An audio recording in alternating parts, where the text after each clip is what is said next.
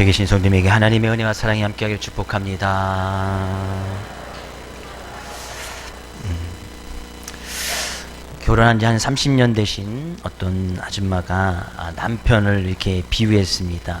그럴듯하게 비유했는데 자기는 처음에 결혼할 때 남편을 태양에 비유했대요. 태양. 그래서 늘 자신을 따뜻하게 해주고 환하게 비춰주는 그런 모습에서 태양에 비유했답니다. 그래서 또한 태양을 따라서 지구가 돌듯이 늘 남편을 중심으로 살았다는 거예요. 근데 결혼 지 30년이 지났잖아요. 그래서 이 사람이 이제 그러면 지금은 남편을 그럼 무엇에 비유하십니까? 그러니까 여전히 이 남편이 아직도 나는 남편을 태양에 비유합니다. 그런 거예요. 그러니까 이 사람이 너무나 깜짝 놀라서 결혼한 지 30년이 지났는데도 아직까지 태양에 이렇게 비유하면서 사십니까? 그랬더니 정말 대단하십니다. 그러니까 이 30년 된 주부가 이렇게 대답했습니다. 네, 정말 짜증나고 화딱지가 나서 차마 눈뜨고는 볼 수 없어서 태양에 비유했다고. 태양은 눈뜨고 못 보죠? 눈 뜨면 실명이 됩니다. 그래요. 여전히 태양이에요. 여전히 태양.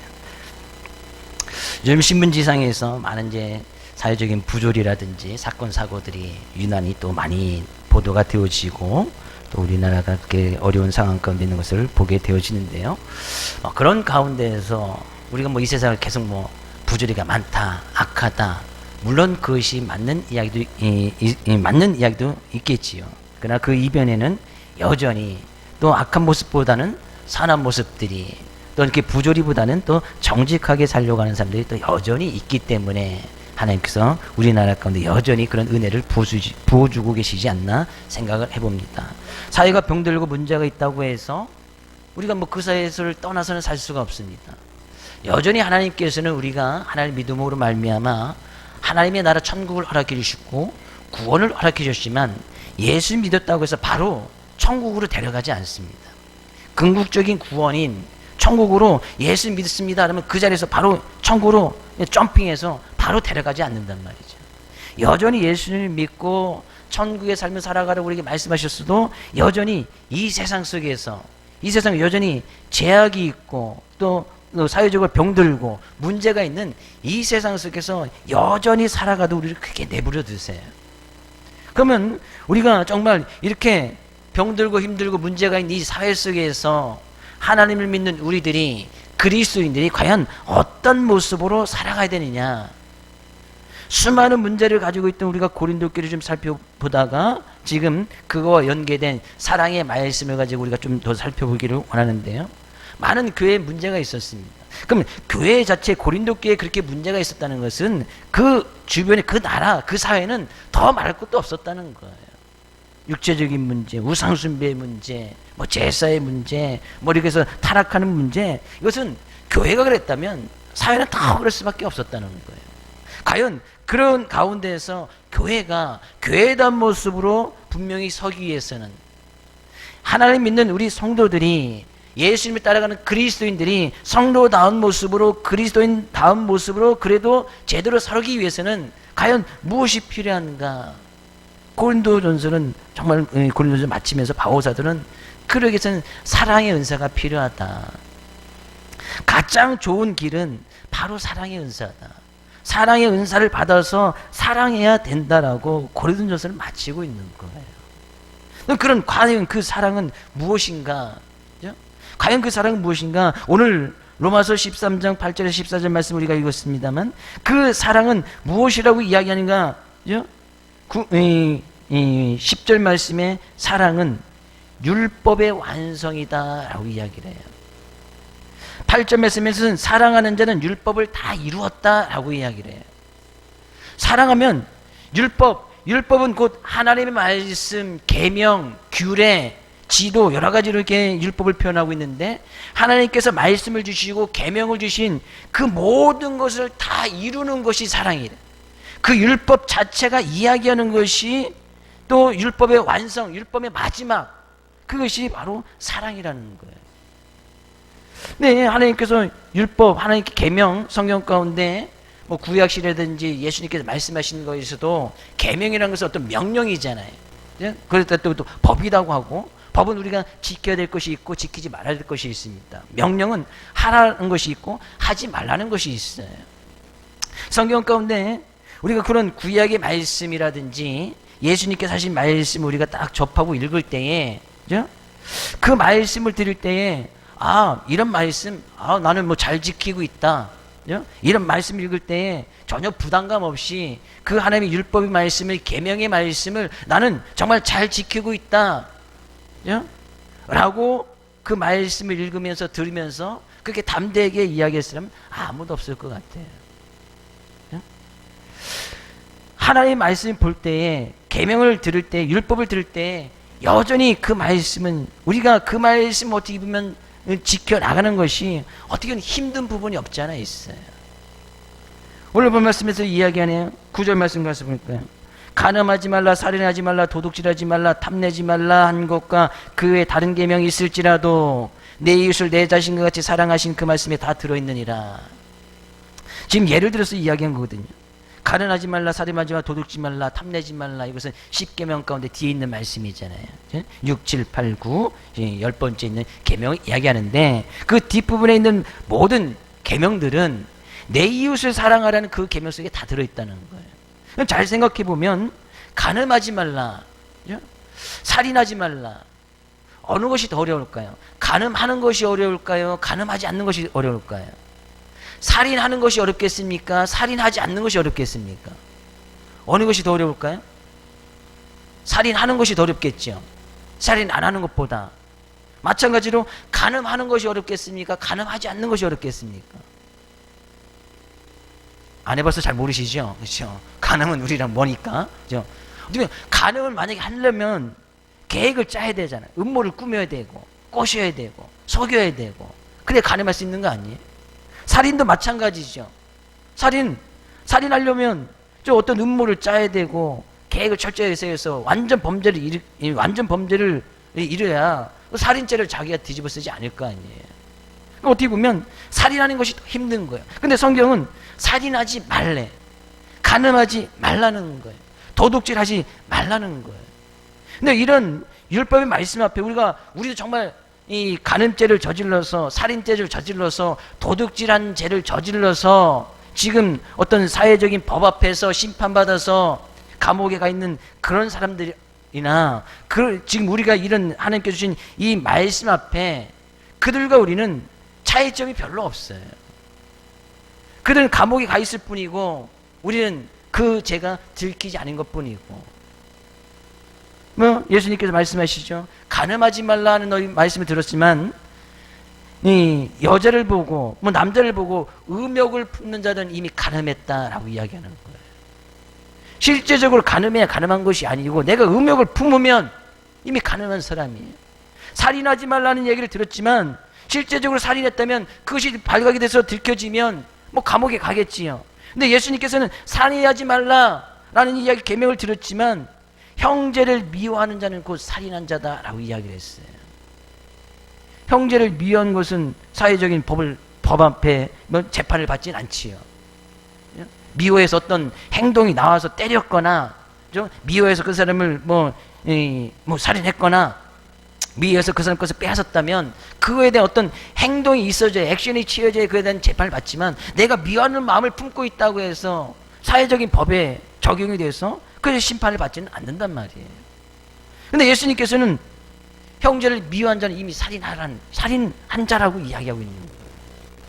그럼 우리는 사회적인 법 앞에서 그 심판을 받아서 좀 어떤 자유가 억제되어 있는 그런 사람하고 우리하고 별반 다른 점이 없는 거예요. 그들은 들킨 거고 우리는 안 들킨 것 뿐이에요. 그래서 들켜서 사회적인 심판을 받은 것이고 우리는 안 들켜서 사회적인 심판을 받지는 않은 것이죠. 그러나 하나님께서 말씀하신 그 말씀 앞에 우리는 어떻게 보면 하나님 앞에서는, 하나님의 말씀 앞에서는 이미 다 들킨 자예요. 그래서 그런 의미에서 우리가 이런 말씀을 받으면 말씀을 지키는 것이 얼마나 어려운지 몰라요. 어떻게 형제를 한 번도 미워하지 않을 수가 있어요? 어떻게 음욕을 한 번도 안 품을 수가 있어요? 어떻게 남의 것을 도둑질하고 싶은 그런 마음이 한 번도 안 들 수가 있냔 말이죠. 어떻게 이웃에 대해서 욕을 한 번도 안 하고 큰 소리도 한 번도 안 하고 분노도 한 번도 안 내면서 살아갈 수가 있느냐는 얘기죠. 율법은 바로 그런 것을 이야기하는 거예요. 살인하지 말아라, 간음하지 마라, 도둑질하지 말고, 탐내지 말고, 내 이웃에 대해서 거짓 증거하지 말고, 어떻게 살면서 거짓말을 한 번도 안 할 수가 있어요. 이제껏 살면서 거짓말 혹시 한 번도 안 하신 분 혹시 계신가요? 거짓말? 한 번도 안 하신 분 아무도 안 계시죠? 제가 지금 거짓말하도록 만들어 드릴게요. 옆에 계신 성도님에게. 오늘따라 유난히 아름다워 보입니다. 거짓말 아니에요. 진심을 담아서 이야기하는 거예요. 진심을 담아서. 때로는 사람들이 좋기에 선의의 거짓말이라고 하면서 이렇게 할 때도 있잖아요. 그렇죠? 선의의 거짓말 그런 것은 없어요. 그냥 거짓말은 거짓말이에요. 선의의 거짓말이 어딨어요? 거짓말이죠. 보통 의사들이 이야기할 때 뭐 의사들을 비유해서 환자들이 얘기할 때 선의의 거짓말이다 이야기를 하는데 그것은 거짓말하는 계명보다 사람들의 생명에 대한 계명이 훨씬 더 크기 때문에 어떤 계명의 우선순위에 따라서 이렇게 이야기하는 것이지 선의의 거짓말 그것도 거짓말이에요. 그럼 율법은 결국에 이야기하는 것이 뭐예요? 율법 앞에서 우리가 하나님께 주신 그 율법 앞에서 계명 앞에서 명령 앞에서 자유로울 사람은 아무도 없는 거예요. 하나님께서는 분명히 우리에게 계명을 주셨습니다. 말씀을 주셨습니다. 근데 그 말씀은 율법은 사람에게 무엇이 의고 무엇이 재며 어떤 것이 선이고 어떤 것이 악인지 율법은 그것을 분명히 이야기를 하고 있어요. 그래서 그 율법의 말씀을 주시면서 그 율법을 지켜야 된다고 사람은 그 율법을 지켜야 된다고 그 율법을 우리에게 분명히 주어졌어요. 근데 율법을 주신 하나님께서는 그 율법을 주신 율법을 지켜 행함에 있어서 율법 점수를 하나님께서 다 채점을 하고 계십니다. 율법을 얼만큼 행하였는가 그 율법에 따라서 이제 채점의 기준이 있단 말이죠. 근데 만약에 이 율법의 시험에 합격을 하면 성경 그 사람을 의인이라 불러주겠다고 얘기하는 거예요. 근데 율법을 완전히 지키면 구원을 받고 분명히 천국에 갑니다. 근데요 율법의 합격 점수는 과연 몇 점이나 될까요? 율법의 합격 점수 검정고시는 60점 이상만 되면 다 합격의 기준을 쳐요. 61점이든 60점이든 70점이든 다 합격이 되는 거예요. 네, 하나님 앞에서 우리에게 율법을 딱 주시고 나서 너희들 이 율법의 말씀 주셨는데 거기서 한 60점만 맞으면 내가 의인이라 칭해주고 구원을 주고 천국을 줄게 이러면 한 번 더 해볼 만하지. 한 10개 중에 한 6개만 지키면 되잖아요. 10개명 가운데 6개만 지키면 되잖아. 한번 해볼 만하지 않겠어요? 근데 하나님께서 율법의 점수는 하나님께서 과연 이 율법의 점수를 몇 점을 적용하셨을까? 갈라기 3장 10절에서는요. 누구든지 율법책에 기록된 대로 모든 일을 항상 행하지 아니하는 자는 저주 아래 있는 자라 하였습니다. 성경에 기록되어진 모든 율법의 말씀이 있는 그대로 모든 일에 항상 모든 말씀을 항상 행하지 아니하는 자는 저주받을 자다. 그것은 뭐예요? 모든 일을 항상 어떤 상황 가운데 그 말씀을 그대로 다 지켜야 된다는 거예요. 이것을 점수로 환산한다면 100점이에요. 100점. 하나님 앞에서 율법을 완벽하게 항상 매일 이 세상을 살아갈 동안 몇 년도 아니고 평생 살아갈 동안 그 말씀을 빠짐없이 꼬박 잘 지켜야 100점을 주겠다는 거예요. 100점 말씀 자신 있으십니까? 저를 포함한 어느 누구든지 하나님 앞에서 율법의 기준을 가지고는 100점 맞을 사람이 아무도 없어. 벌써 거짓말했잖아요. 벌써 형제들 미워했던 적이 있고 벌써 뭐 도둑질했던 적도 있고 이웃 것을 탐낸 적도 있고 벌써 거짓말도 했었고 그럼 벌써 우린 그 율법의 기준 앞에 점수가 벌써 막 깎여 있는 거야. 하나님께서 원하시는 것은 100점인데 벌써 깎여 있는 거예요. 그럼 그런 사람들이 천국에 갈 수 있다고요? 구원을 받을 수 있다고요? 율법의 기준으로는 갈 수가 없는 거예요. 율법은 지금 그것을 이야기하는 거예요.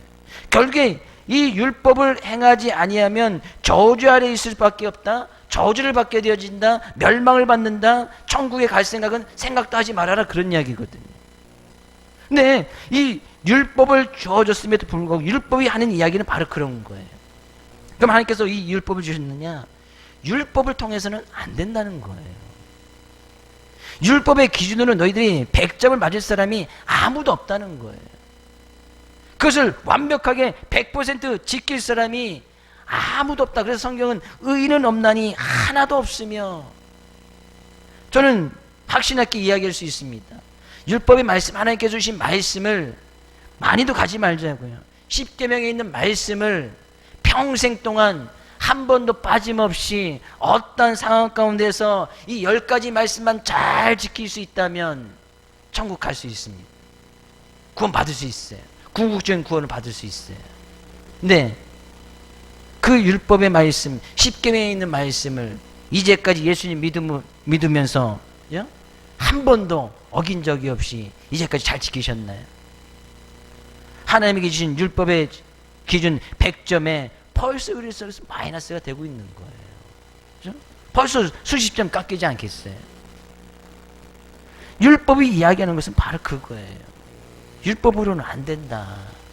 하나님께서 정하신 율법의 기준으로는 되지 아니한다. 그래서 율법 아래에 있는 자들, 그래서 그 율법을 통해서 저주를 받을 수밖에 없는 그런 자들을 하나님께서 대신 그들을 구원하기 위해서 그 율법을 완전히 이루신 율법의 완성자 대신 예수 그리스도를 보내주시고, 예수님께서 율법을 지키지 못한 사람들의 저주 받을 것을 예수님께서 다 받아주셔서, 그 예수님께서 받으신 그 100점, 율법을 완전히 지키셨던, 죄가 하나도 없으셨던 예수님께서 온전히 이루셨던 율법에 있어서 그 100점을 예수님을 믿는 자들에게 우리에게 그대로 안겨주겠다는 거예요.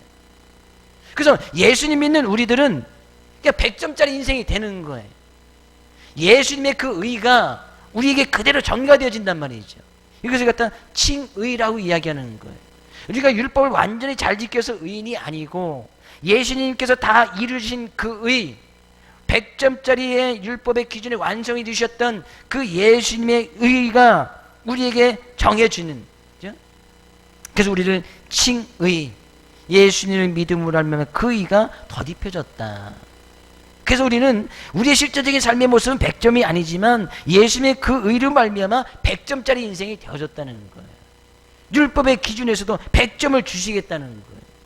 너희들이 의인이 아니지만 의인이라 불러주겠다는 거예요. 이것이 예수 그리스도를 믿음으로 말미암아 그것이 가능해진다는 거예요.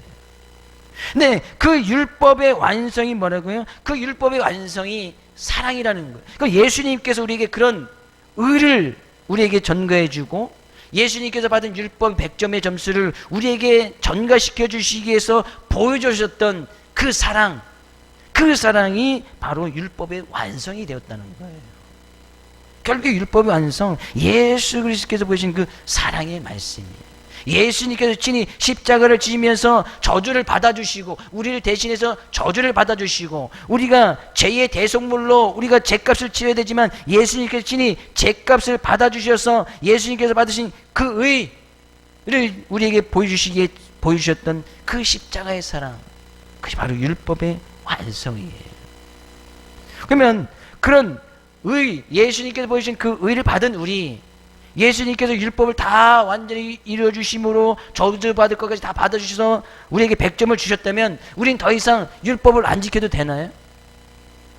뭐 벌써 100점짜리 인생이 됐는데 뭐로 율법을 지킵니까? 벌써 우리는 뭐 구원을 받았는데 그럼 우리는 더 이상 뭐 율법을 뭐 안 지켜도 되는 그런 삶의 모습으로 살아도 되는가요? 그렇지 않다는 거예요. 그런 하나님의 놀라운, 예수님의 놀라운 은혜와 사랑이 깨달은 자들은 결국엔 또 그 율법을 지킬 수밖에 없는 거예요. 왜요? 그 율법을 행하고 가르치실 것을 분명히 성경은 말씀하고 있거든요.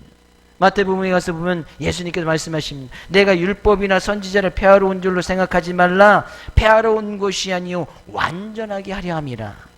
진실로 너에게 이르노니 천지가 없어지기 전에는 율법의 1.1획도 결코 없어지지 아니하고 다 이룰 것이다. 그래서 예수님이 율법을 완전하게 하러 오셨단 말이죠. 그럼 그런 예수님을 믿는 우리들에게는 그 율법을 완전하게 이루는 그런 모습을 따라가야 된단 말이죠. 결국 예수님께서 보여주셨던 그 사랑의 모습을 우리가 따라가야 된다는 거예요. 그럼 그 사랑은 바로 율법을 완성하는 것, 예수님께서 보여주셨던 그 사랑의 모습을 따라갈 때 주님께서 우리에게 주셨던 모든 율법의 말씀들이, 계명의 말씀들을 다 이룬 것처럼 하나님께서 여겨주시겠다는 거예요. 그래서 이 사랑이 있어야 하나님의 말씀을 지키는 것이고, 사랑이 있어야 우리가 또한 그 말씀을, 계명을 지켜서 하나님께서 보여주신 그 사랑 앞에 감사함으로 나갈 수 있다는 거예요. 그래서 모든 성경이 창세기부터 계시록까지 이야기하는 것이 무엇이냐? 그것이 바로 사랑이라는 거예요. 하나님께서 우리를 얼마나 사랑하시는지, 율법은 다 이뤘다, 그 율법에 완성했던 이 사랑 하나면 된다는 거예요. 그래서 예수님께서도요, 계명을, 하나님께서 주신 모든 계명을 딱 분명히 요한께서 말씀하실 때에 예수님께서 이렇게 말씀하십니다. 마태복음 22장 37절 40절까지 같이 읽어보겠습니다. 예수께서 이르시되 내 마음을 다하고 목숨을 다하고 뜻을 다하여 주 너의 하나님을 사랑하라 하셨으니 이것이 크고 첫째 되는 계명이요 둘째도 그와 같으니 내 이웃을 내 자신같이 사랑하라 하셨으니 이 두 계명이 온 율법과 성지자의 강령이니라. 모든 말씀, 구약에 있는 모든 말씀, 예수님의 모든 말씀에 가장 중요한 것이 무엇이냐? 그것이 결국에 이야기하고 있는 것이 무엇이냐? 예수님께서 딱 한마디로 이야기하시는 거예요. 하나님을 사랑하고 이웃을 사랑하라는 거예요.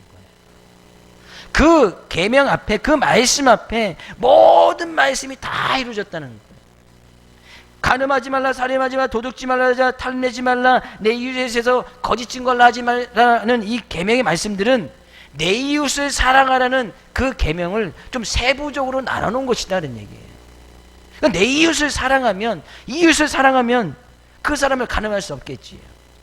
정말 이웃을 사랑하면 그 사람을 살인하지 않을 거예요. 이웃을 사랑하면 미워하지 않을 거예요. 이웃을 사랑하면 그 사람의 것을 도둑질하지 않을 거예요. 이웃을 사랑한다면 그 사람 것을 탐내지도 않을 것이고, 이웃을 사랑하면 그 사람이 가서 거짓말도 하지 않을 거예요. 이웃을 사랑하는 그 계명 속에 다 들어있다는 얘기예요. 그래서요, 사랑은 율법의 완성이라고, 그 사랑한다면 율법을 다 이룬 자라고 이야기하고 있단 말이죠. 그래서 이 사랑의 은사, 이 사랑은 은사라고 이야기하네요. 은사라고 이야기하는 것은 하나님께서 주셔야 된다는 거예요. 근데 문제는요, 정말 하나님께서 주신 이 사랑을 가지고 우리가 정말 사랑해야 되는데, 정말 우리 안에 하나님을 온전히 사랑하고 이웃을 사랑할 수 만한 그런 능력이 있느냐? 그것이 문제예요. 하나님께서는 이 사랑의 은사를 구해서 사랑하는 모습으로 살아가려 이야기하는데, 정말 우리가 그럴 만한, 이웃을 온전히 사랑할 만한 그런 능력이 있느냐? 근데요, 성경은 로마서 5절에서는 이렇게 이야기하고 있습니다. 하나님께서 우리에게 주신 성령으로 말미암아 하나님의 사랑이 우리 마음에 부음받음이니, 예수님 믿으면 예수의 영인, 하나님의 영인 성령을 우리에게 같이 부어주신다고 이야기했거든요. 근데 그 성령은 하나님의 영이기 때문에 그 성령 안에 하나님의 사랑이 가득하란 말이죠. 예수님을 믿는 자들에게는 곧 이런 하나님의 사랑을 마음속에 가득 하나님께서 부어주셨다는 거예요. 결국에는 내가 이웃을 사랑할 수 있는 능력이 있느냐, 그 능력의 문제가 아니고 하나님께서 벌써 사랑할 수 있도록 그 사랑의 마음을 우리에게 가득 넣어주셨는데 그 말씀 앞에 순종하지 않는 것뿐이다, 그런 이야기예요. 충분히 우리는 하나님을 온전히 사랑할 수 있고 이웃을 사랑할 수 있는 그런 마음까지도 하나님께서 우리에게 딱 부음바 딱 주어주셨는데 우리는 그 말씀 앞에 순종하지 않는 거예요. 왜 이웃을 사랑하지 못합니까? 이웃을 사랑하라 말씀하셨는데 그 말씀 앞에 순종하지 않는 거예요. 하나님을 사랑하라 이야기인데 내가 어떻게 부족하여 하나님을 온전히 사랑할 수 있습니까? 난 능력 바뀝니다가 아니고 그 말씀 앞에 순종하기 싫어한다, 그런 이야기예요. 결국 이런 사랑의 모습이 있어야 우리의 구원이 온전해질 수 있다라고 이야기를 하네요. 11절 말씀 가서 볼까요? 또한 너희가 이 시기를 알거니와 자다가 깰 때가 벌써 되었으니 이는 이제 우리의 구원이 처음 믿을 때보다 가까웠음이라. 이 말씀을 좀 설명이 필요한데요. 그러니까 우리가 예수님을 믿으면 구원을 받습니다. 믿으시는 분 하면 예수님을 나의 구주로 고백하는 그 고백의 순간 하나님께서 우리에게 구원을 허락해 주십니다. 구원을 이미 받은 거예요. 구원을 이미 과거에 예수님 믿을 때에 구원을 받은 거예요. 근데 지금 이 11절 말씀은 곧 자다가 깰 때가 되었다는 것은 주님의 이제 재림의 때가 가까워졌다. 주님의 종말이 이제 말씀하신 종말이 점점 가까워지니까 우리의 구원이 처음 믿을 때보다 가까워졌다는 것은 우리의 구원이 점점 뭐 잘하는 것처럼 그렇게 보여질 수 있지만 우리의 구원이 이제 온전히 이루어질 때가 됐다는 거예요. 그래서 이 말씀이 이제 우리가 이 구원을 이루라는 말씀과 이 맥락을 좀 같이 하는데 구원을 우리가 이미 받은 거예요. 이미 받았지만 궁극적인 구원은 주님께서 오실 날에 구원이 완전히 이루어지니까 그때가 가까워졌으니까 이 구원의 삶을 완전히 이루기 위해서는 진정한 구원의 삶을 살아가기 위해서는 이 사랑이라는 것이 없이는 안 된다는 거예요. 그러니까 주님께서 가까이 오실 때 종말의 때가 더욱더 느껴지거든. 이 사랑이라는 것이 점점 없어지니까 사람들이 서로 사랑하지 않으니까 사람들 간에 서로 신뢰하지 않으니까 서로 믿음이 없어지니까 이런 사회적인 현상들이 사회 속에서 단적으로 나타나고 있는 거 아니에요. 서로 사랑이 없어지니까 이 사람들을 대상으로 사람들을 돈으로 본다든지 사람을 어쩌면 유익의 대상으로 본다든지 그래서 그 사람을 사고 팔고 그 사람을 죽이고 남의 것을 빼앗고 점점 사랑의 은사가 없어지는 때가 되어졌다는 얘기예요.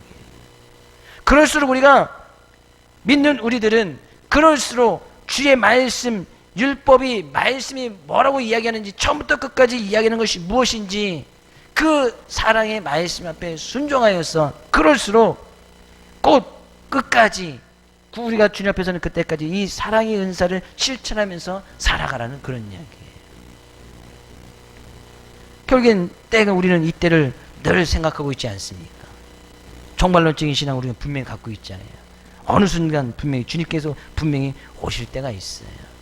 그러면 더욱더 사랑의 모습으로 우리가 구원을 완전히 이루기 위해서 구원의 완성을 이루기 위해서 뭐 구원이 단계적으로 이루는 것이 아니지만 구원을 우리가 이미 받았지만 구원받은 자의 삶의 모습으로 이 사랑의 은사를 받아서 사랑하면서 살아가라는 거예요. 근데 여전히 12절에서요. 밤이 깊고 낮이 가까웠으니 그러므로 우리가 어둠의 일을 벗고 빛의 갑옷을 입자. 그래서 앞에 말씀과 같이 연계해서 본다면 제약이 많고 어디 많은 이 가운데서 빛의 갑옷을 입자. 빛은 그들에게 정말 빛을 보여줄 수 있는 그들에게 참다운 생명이 무엇인지 그것을 보여줄 수 있는 삶의 모습이 무엇인가 그것이 바로 사랑이라는 거예요. 정말 그렇게 세상이 악하고 어둡다고 한탄하고 같이 어둠 속에 그 어둠 속에 제약된 마음 속에서 왜 세상을 이렇게 만들었냐 한탄할 것이 아니고 그런 생각에서 그들에게 참된 빛을 보여줄 수 있는 그들이 어둠 가운데서 빠져나올 수 있는 그들이 제약된 세상 가운데서 빠져나올 수 있는 빛의 옷을 입어라. 그들에게 빛을 보여주는 삶을 살아가라는 거예요. 13절에서 이야기하네요. 낮에와 같이 단정히 행하고 방탕으로 술 취하지 말며 음란하거나 호색하지 말며 다투거나 시기하지 말고. 이것은 어둠의 일을 그대로 입고 있는 이제 어둠의 옷과 같은 거예요. 이런 것을 예수 믿는 사람이라면 내가 예수 믿고 고백해서 구원을 받은 사람이라면 과거에 예수 믿기 전에 이런 모습들은 과감하게 좀 벗어버리고 빛의 갑옷을 입어라. 14절은 이야기입니다. 오직 주 예수의 그리스도로 옷 입어라. 예수님께서 보여주신 율법의 완성을 이루셨던 그 사랑의 옷을 좀 입으라는 거예요. 사람은 옷 입은 거에 따라서 행동 거지가 분명히 달라지게 돼 있어요. 맞죠? 군인들은 군복을 입으면 군인답게 행동할 수밖에 없어. 의사들은 의사 가운을 입어야 의사답게 행동할 수밖에 없는 거예요. 마찬가지로 우리가 예수 그리스도를 믿는 예수 그리스도의 옷, 이것은 이제 사랑을 이야기하니까 사랑의 옷을 입고 사랑의 옷을 입었다면 사람건데 사랑의 모습이 나올 수밖에 없겠지요. 때가 가까울수록 더욱더 그리하라. 하나님께서 우리를 이 세상에 여전히 어둠 가운데에서 죄악 많은 이 세상 가운데 여전히 살아가도록 하나님께서 남겨주신 이유가 분명히 있다는 거예요. 우리를 하여금 그들에게 어둠에서 벗어나도록, 그들에게 참된 빛을 보여줄 수 있도록 예수 그리스도로 옷 입어서 그들에게 참된 생명이 무엇인지 그들에게 밝히 보여준 거라. 그것이 바로 최고의 사랑이에요. 하나님께서 보여주신, 예수님께서 보여주신 최고의 사랑, 죄로 말미암아 저주받을 수밖에 없는 그들을 거기서 건져주신 것이 아니에요. 그것이 최고의 사랑 아니에요. 그 사랑을 우리가 덧입고 우리가 받았지 않습니까? 그럼 예수 그리스도 덧입었다는 것은, 옷으로 입었다는 것은 그 옷 입은 자들이 그렇게 예수님께서 보신 그 사랑을 보여주면서 살아가라는 거예요. 죄악 가운데 있는 사람들, 그들을 건져내는 것, 그들을 어두운 가운데서 참된 빛으로 보여주는 것, 저주받을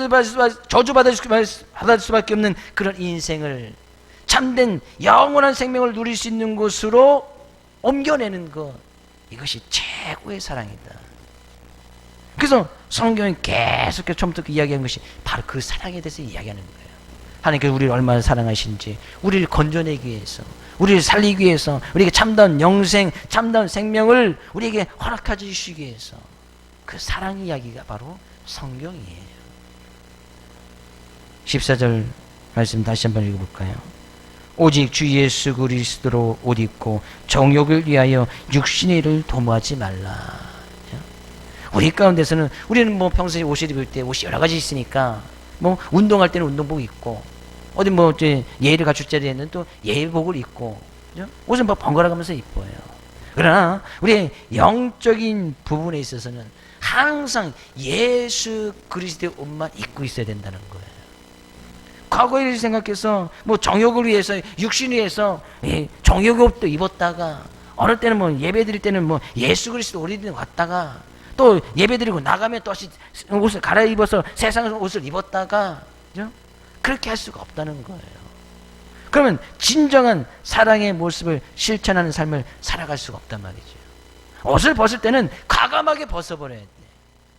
과감하게. 방탕한 거, 술 취한 거, 음란한 거, 호색한 거, 다투는 거, 시기하는 거, 거짓말했던 거, 살인했던 거, 그런 것은 과감하게 벗어버려야 돼.